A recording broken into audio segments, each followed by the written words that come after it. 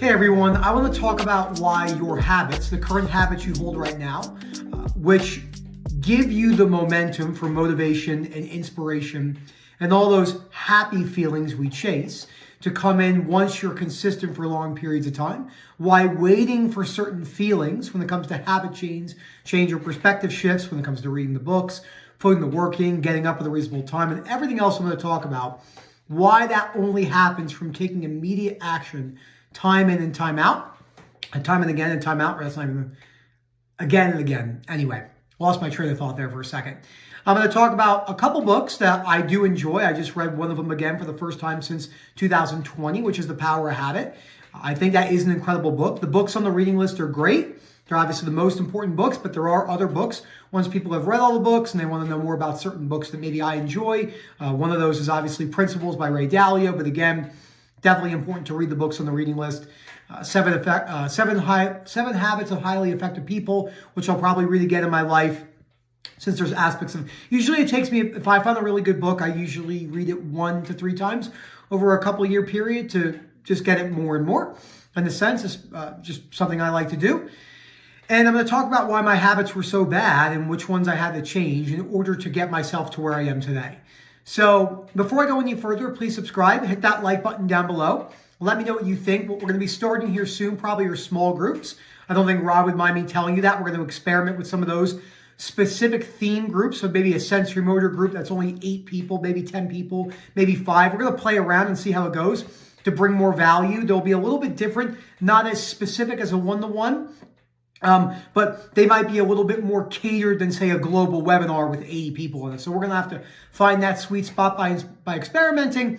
And then hopefully we could do that conference this year. Like I said, that will run for probably 10 or 12 hours in one day. And multiple different people from the Real Talks will speak. So habits, many habits are pretty much automatic. The ones you've had for a long time. Now, habits, the ones that most people think of are, brushing your teeth, flossing your teeth, making your bed, driving in a safe manner on the road. Anger is one that most people don't think about. Anger primarily becomes a habit. And yes, there's belief systems behind everything that we're talking about. Usually the belief system behind habit is fear of fear and low frustration tolerance, which is, if I feel like this forever, my life is ruined, or this habit is too difficult to shift. The reason why habits are difficult to shift, because even the biggest names on social media, the podcasters with the biggest channels, many of them who say a lot of things I agree with, many things I don't agree with, especially around habits.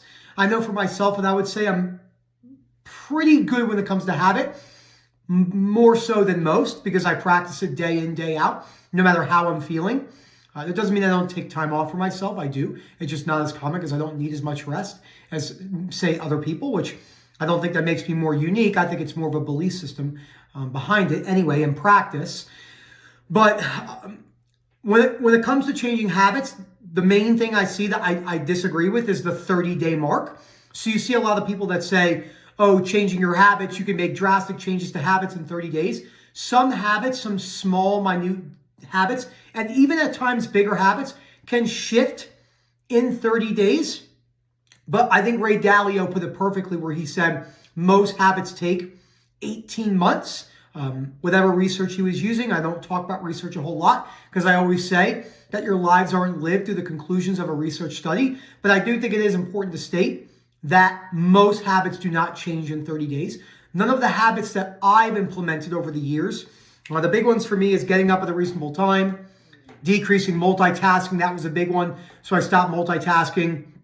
Another one I did was learning how to balance my emotions, which means I wasn't trying to experience negative emotions. The experience of negative emotions were much more balanced in the way I expressed myself. So if I was frustrated inside of a conversation, I tried not to show that frustration, so I had to swallow those symptoms as best as I could, which I thought was very, very difficult, but that's because I was a very impulsive individual, as most people are. Flossing my teeth took me a couple of years to get down every day to where I don't think about it. I use the picks. It sounds like a small habit, but that one took me quite a long time to make it to where I didn't. It's literally part of my routine. Making my bed every morning as well. One of the new habits I've gotten into, which I'm about at 60 or 90 days, so I could still forget maybe a day or two a week, but I would say the most days, is waking up and saying 3 things I'm grateful for. It's just something I wanted to try from a gratitude perspective. Not massively substantial in your life by itself. You have to obviously act accordance to those belief systems, but it is a habit that I wanted to change. The habits that I see that affect people the most, especially when it comes to OCD and anxiety recovery, are complaining. Now, all these ones I'm going to talk about are all ones that I did myself. So I understand. So complaining is one. Inside complaining is venting. It is a type of complaining. Sleep. Now, when I say sleep, I mean the mornings and at night. What time people are going to bed, what time they're getting up. So morning plus night. This doesn't mean you need some strict rituals. I don't think that's necessary for most people. Most people do not need to be using blue light blocking glasses. I don't have any screen time restrictions or anything like that because I'm not afraid of not getting good sleep. But sleep routines, people sleeping till 10, 12 in the afternoon, doing things like that. Again, these are all things I did. Another big one is smoking, drinking, and drug use. So smoking, drinking, and drugs.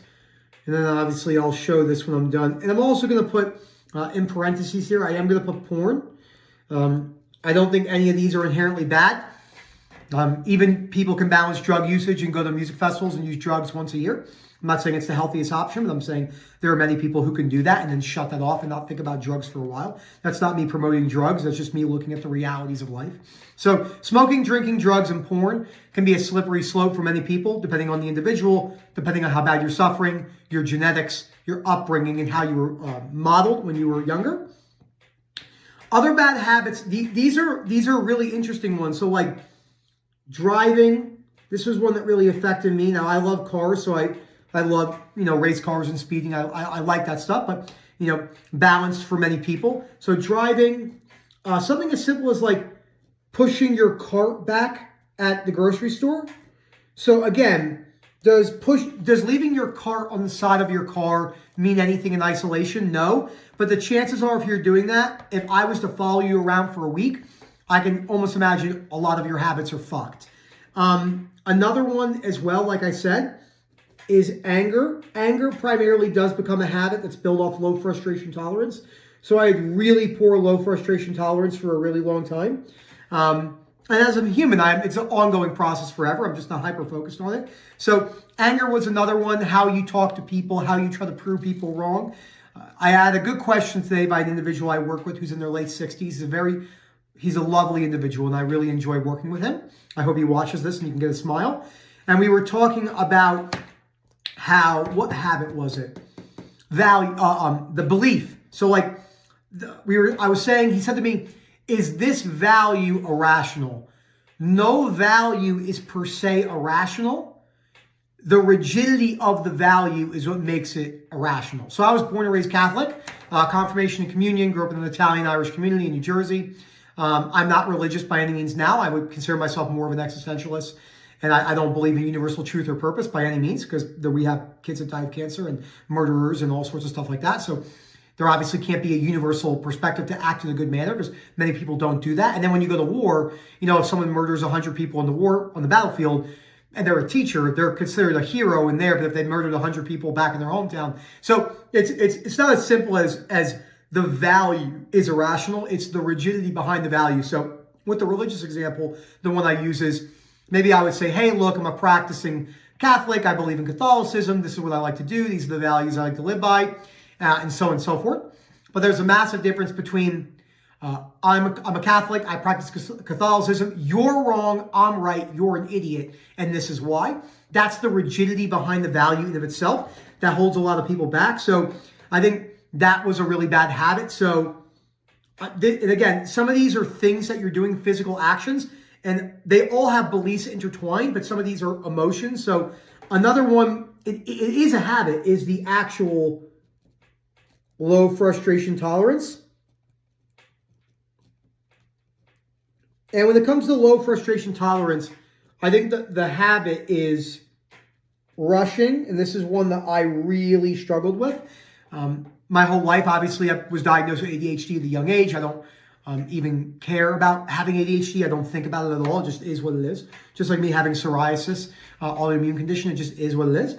So low frustration tolerance in rushing things, rushing phone calls, avoiding phone calls, not calling people back, decreasing people pleasing, putting your foot down. So like if there's certain things I want to say no to, I will say no. And if I say yes to them, because I'm a human and I can cave, if I'm really busy and I say yes to something that I didn't want to do, I have no problem now messaging that individual and telling them, hey, I don't want to do that. I'm not saying it's not uncomfortable, but it is something that I don't particularly like to do anymore, because what I want to do in my life is very specific. It doesn't mean one of my favorite quotes by this guy's name is Ivan Meisner, who owns this really big, many people, if you know, BNI, the marketing group, which is in 75 countries and like 300,000 members. He said, a really good business owner is someone who has very rigid routines, but is willing to be adaptable at any moment in time. So I think that's probably the best way, where my values I hold now and the habits I hold now are very strong, but I'm willing to change them. Like I just was making basically 10 to 15 TikToks a day for Rob. And he knows I like being in repeatable structures. So he messaged me today and said, can you cut the rest of the TikToks and start making articles for me? And before that, I would have definitely thought, I don't really want to do that. Now I'm much better at changing my direction, and I think that's good. So these are these ones right here, the ones I really struggled with in the beginning. Some other habits that I wanted to work on, and this can seem really overwhelming because there's so many of them, was compromise. That was something I was very bad at. So especially with my wife and my friends, specifically Erica, I didn't want to compromise watching movies. I didn't want to compromise doing things that she wanted to do because I grew up in a very selfish mindset. And there's nothing inherently wrong with selfishness. You drinking water to stay alive is an act of selfishness. It benefits the self, but obviously too much overabundance and selfishness can become problematic. So compromising and seeing people's points of views was another habit I wanted to have. Another bad one I had was not reading. I don't think I read my first book front to cover until about 2017, which was Think and Grow Rich. That was the first book I've ever read. Since then, I've probably read 150 books. So what's that? Maybe 15 books a year for like 8 years or something like that. Maybe more than that. Sometimes more. Sometimes I read 2-3 books a month, depending on the size. I like reading. I don't talk about it too much. I think it's a good habit to have. I think it builds frustration tolerance. I try to read, even if it's 5 pages a day, even when I don't want to. That's a personal opinion. Another bad habit I had was that almost like what I like to call binge to fast. So let's take a holiday for an example. Maybe someone overeats on Christmas Day or whatever holiday you celebrate, Hanukkah, etc., or if you don't celebrate any birthday parties. And then what I would do is I would overeat on Christmas and then be aware of that, and I would skip breakfast and lunch the next day. That seems like a reasonable thing, but it actually fuels the fear of being fat and the fear of being rejected and the fear of all the other things that come in common with that. So binging the fasting, anything really with nutrition that I did. Now, I didn't even realize how bad my health, which I never, ever talk about health OCD, but I definitely had a lot of fears around stomach stuff. So bile salts, probiotics, compulsively taking multivitamins, etc. So I definitely had the compulsive search for feeling good when it came to vitamins. And then with exercise, one of the bad habits I had was not sticking with one program. Now, I don't track anything anymore. I have an idea of what I want to lift. I lift 5 days a week.